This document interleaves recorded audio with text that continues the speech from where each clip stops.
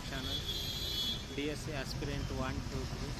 So ఇవాళ మనకి 19th రోజు మార్నింగ్ షిఫ్ట్ అనేది కొద్దిగా మామూలుగా వచ్చిందని చెప్పుకోవచ్చు, హార్డ్గానే వచ్చిందని చెప్పుకోవచ్చు. కొద్దిగా మోడరేట్ టు హార్డ్ లెవెల్ వచ్చింది.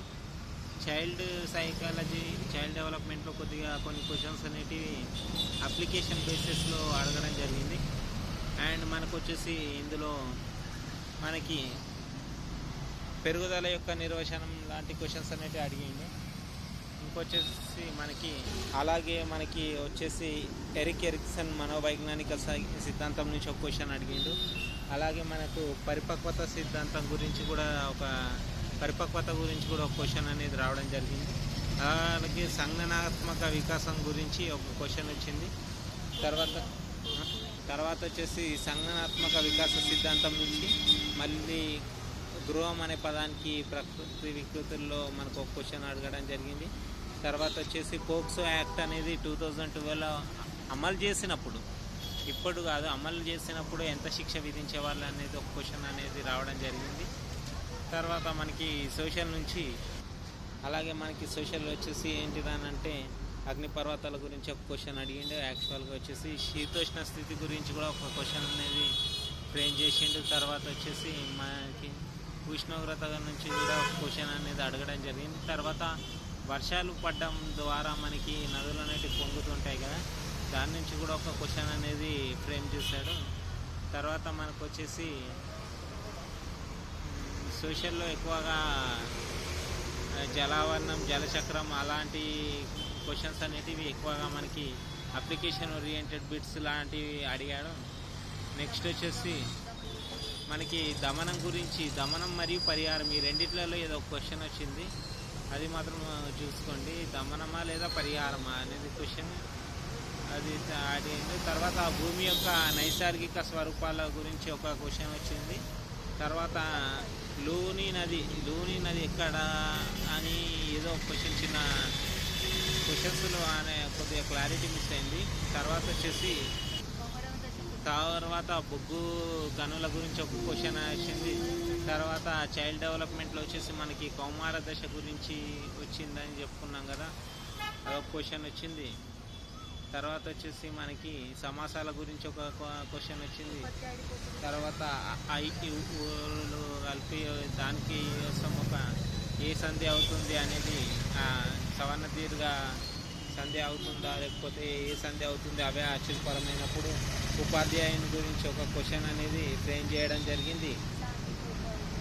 సాంఘిక ఉపాధ్యాయుడు ఎలా బోధించాలనే దాని మీద క్వశ్చన్స్ అనేటివి అడగడం జరిగింది. తర్వాత వచ్చేసి మనకి ఇంగ్లీష్లో యాక్టివ్ వాయిస్ మరియు ప్యాసివ్ వాయిస్ మీద ఒక క్వశ్చన్ వచ్చింది. తర్వాత యాంటోనిమ్స్ మీద ఒక క్వశ్చన్ వచ్చింది. తర్వాత మళ్ళీ ఈడియమ్స్ మీద ఒక క్వశ్చన్ వచ్చినట్టుంది.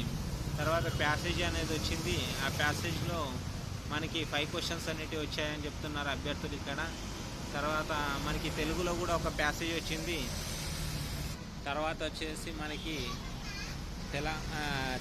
తెలుగులో పద్యం మాత్రం రాలేదు, ఒకటి చూసుకోండి, పద్యం అయితే రాలేదని చెప్తున్నారు ఇక్కడ.